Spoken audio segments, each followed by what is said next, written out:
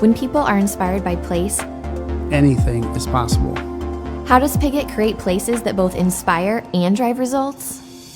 Teamwork, Together, we share our design knowledge our experience, our creativity, and our attention to detail. We work together to support your project realize your goals. and help you better meet the needs of today without compromising the needs of tomorrow. Ready to elevate your space? Let's work together.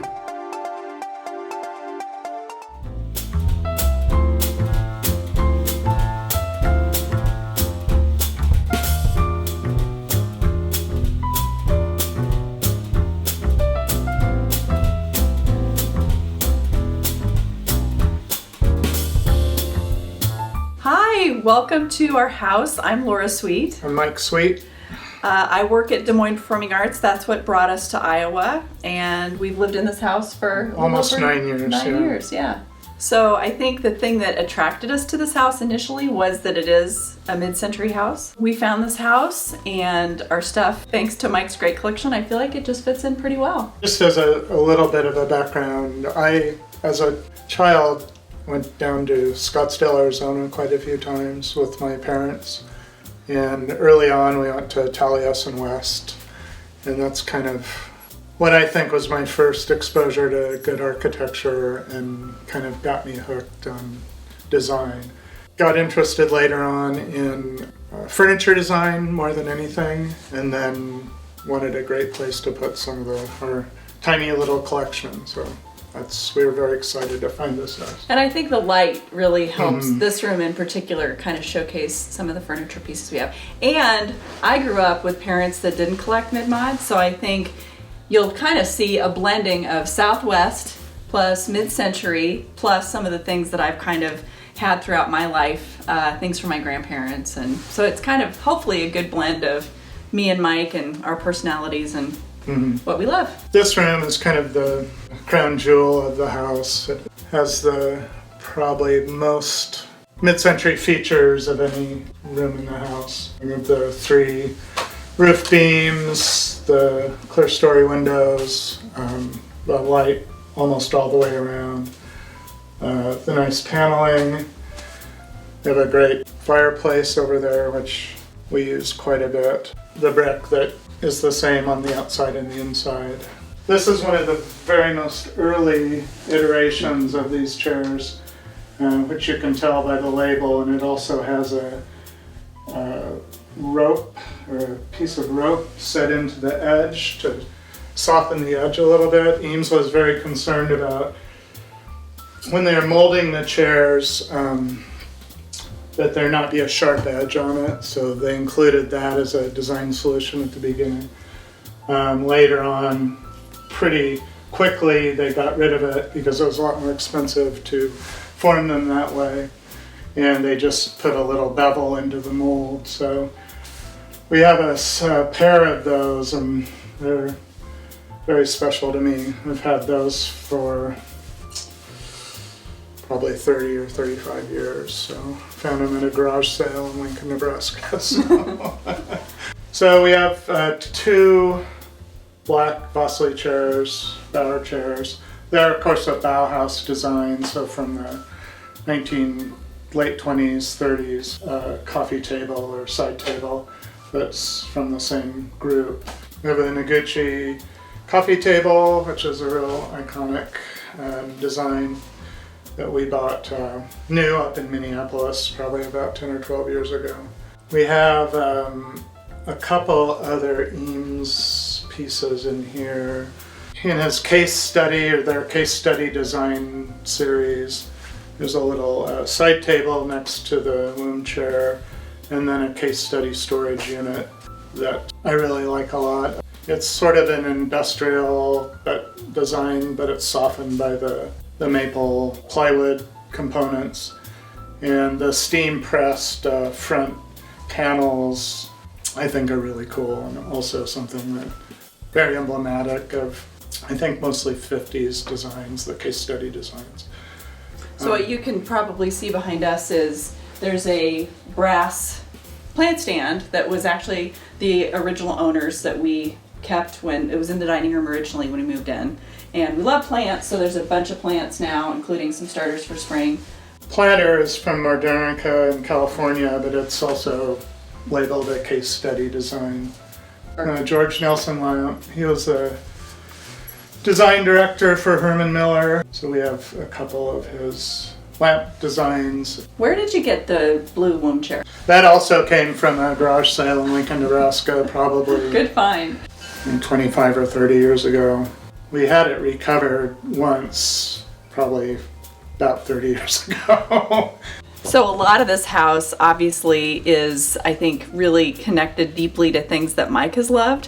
But one thing that I immediately fell in love with was this little model was actually the previous owners, the Snyders, and it was in their basement in the laundry room. And they had it not really on display, but I just loved the fact that the house was appreciated so much that it was turned in by an architecture student from Ames into this model. It was done as a class project. We had a really clean offer, I think, on the house, but one of the things that I insisted a realtor do was to write this model into the offer to buy the house. And I think that truly the Snyders appreciated that we, particularly Mike, but loved the architecture so much that it was one of the things we loved about the house is just that they loved it. It was in their family a long time, and obviously we cared about the architecture in the house as well. So that I'm super excited we were able to get, and we have it in more of a place of honor than the Snyders did, I think. It shows off a little better, I think, in here than the laundry room. Another thing that's kind of cool is Mike's brother is a fantastic musician that a lot of people have heard of, Matthew Sweet. And we have a pretty small collection, but in addition to being a touring musician who's pretty prolific, he also is a really great sculptor. So we have a collection of his cats. So the Buddha was my grandparents, Cliff and Mary Hillegas in Lincoln, Nebraska. And my grandparents, Cliff started Cliff's Notes in the basement of their house in Lincoln in the 50s. And he traveled back and forth a lot to Hawaii. And in my memory, this was one of the things that they ended up dragging back, although it could have just been part of their collection because they definitely had an interest in Asian art and all things. Well, he just liked things that were whimsical and things that were very iconic. And I remember being a kid in their house in Lincoln, Nebraska, and just thinking that smile on that Buddha, it just made me smile. And it actually Looks like your grandpa. Yeah, it kind of looks like my Grandpa Cliff. The Buddha has always had a place of honor, hopefully in a pretty good feng shui area for our house, but good energy facing in. Laura and I, over the years, have also formed a collection of books on mid-century design, both architecture and furniture.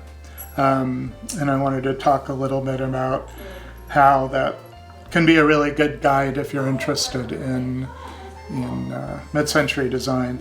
A big influence in mid-century design was a magazine called Arts and Architecture, which started right after World War II.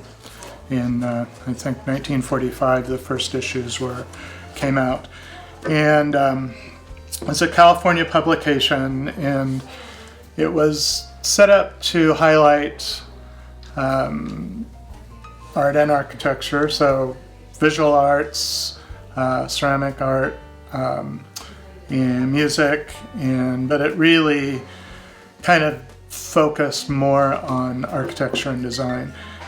In design and in the United States in particular, post-World War II period there was a lot going on, and there are lots of new design techniques and especially industrial production techniques. For instance, the molded plywood and the molded fiberglass products, and different kinds of faster construction techniques, using steel in homes and things like that. And the Arts and Architecture magazine was focused on a lot of those things. But one of the things that Arts and Architecture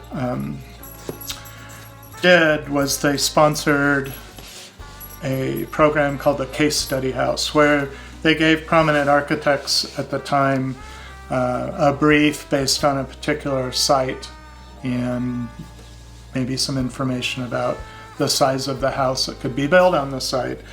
And so over the course of almost 20 years, there were 20-some case study houses designed, and a few less than that actually built. But this is a modern Taschen book about case study houses. And one of the great things about books like these is there are lots of interior shots and exterior shots. So if you want information about how to set up rooms or what rooms actually looked like in the 1950s or 40s or 60s, a book like this can help out an awful lot. One of the considerations as far as having a home in Iowa, these were all in California, so almost all of them are flat roof houses, and of course when you're getting snow and rain as much as we do, that a flat roof house is sometimes not the best design, but anyway. Then we have some books on, Cliff May was a developer in California in the 50s and 60s, and along with several other like developers, had whole subdivisions full of really iconic ranch-style houses that are very much in demand these days. Okay, so this is our dining room, and we actually renovated it in this last year. It wasn't necessarily in the plan, but we ended up replacing the floor. It had been parquet.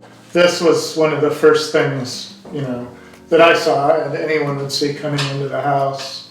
This wall of veneered plywood, and I just love it a lot. And then, of course, it still has its necessary for 1954 pass-through from the kitchen, but it closes up to. Yeah. It closes up to sort of have a seamless wall. One thing that's kind of interesting, this is from the Eames studio. Laura and I went to an exhibition in LA.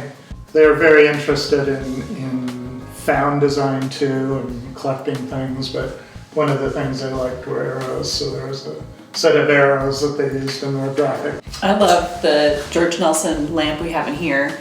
And this table actually was the original owners, and we ended up buying it from them. This is such a narrow space before it opens up into the area with the windows, so I think it's been it expands so we can easily get 8 people. We have a few pictures of the house in 1959. They're dated January 59, but it shows the carport before it was converted, I guess, 30 years later into a closed garage. But it's been nice to be friends with the Snyders, between Andy and the frame shop on Ingersoll and keeping in touch with Bob. He's been a couple times to either our neighborhood parties or he's just kind of kept in touch, which has been nice. A bit about the history of the house. It was originally built in 1954. It was built by a guy who worked for a construction company.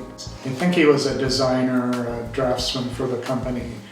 And the story that we were told, and I believe it because stylistically it makes sense, is that the house was designed by Jim Lynch, who's a pretty prominent local architect for a long time. And his firm designed the Dahl's own house, which is well known and a very cool place to go even take a look at the outside.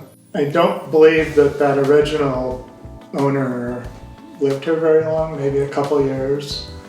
Somebody else lived in the house after him for a couple of years, and then the Snyders. The Snyders, the in-laws, yeah. Yeah, the in-laws. Jeannie Snyder's Jeannie Snyder's parents bought the house sometime in the late 50s, and they lived here until the late 80s when Bob and Jeannie bought it.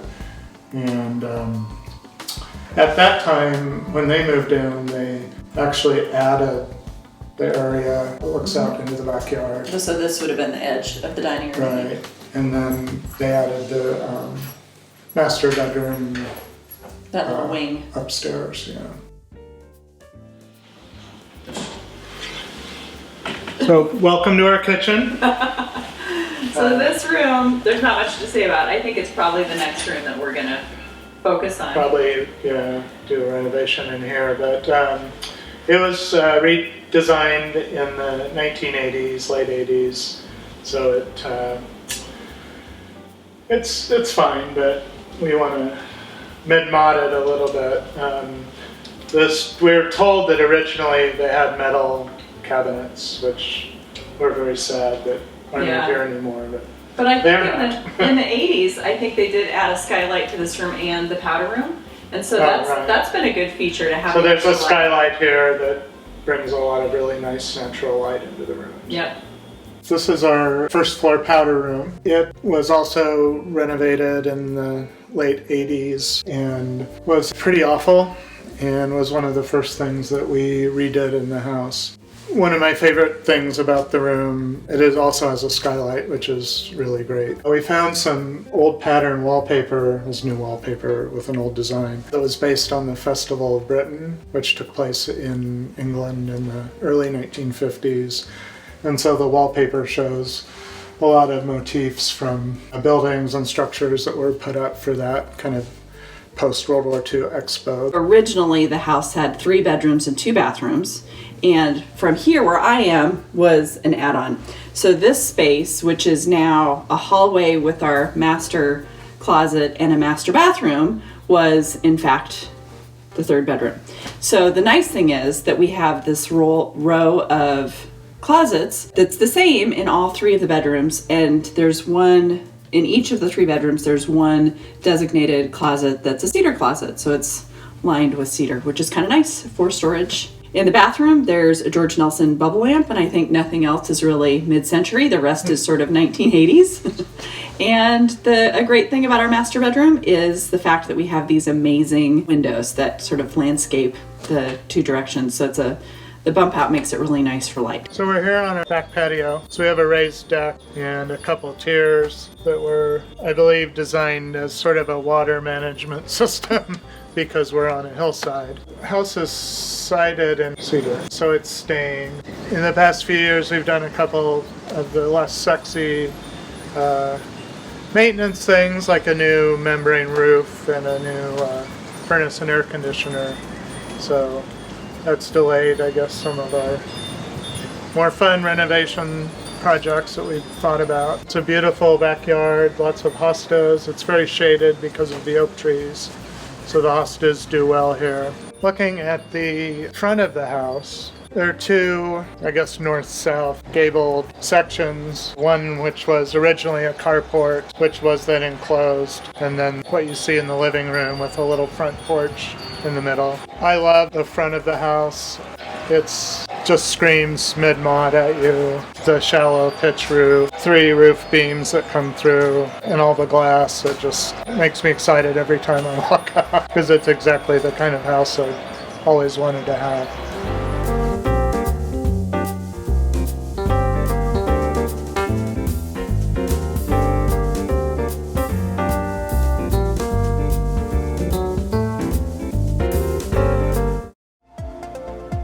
When people are inspired by place, Anything is possible. how does Pigott create places that both inspire and drive results? Teamwork, Together, we share our design knowledge our experience, our creativity, and our attention to detail. We work together to support your project realize your goals. and help you better meet the needs of today without compromising the needs of tomorrow. Ready to elevate your space? Let's work together.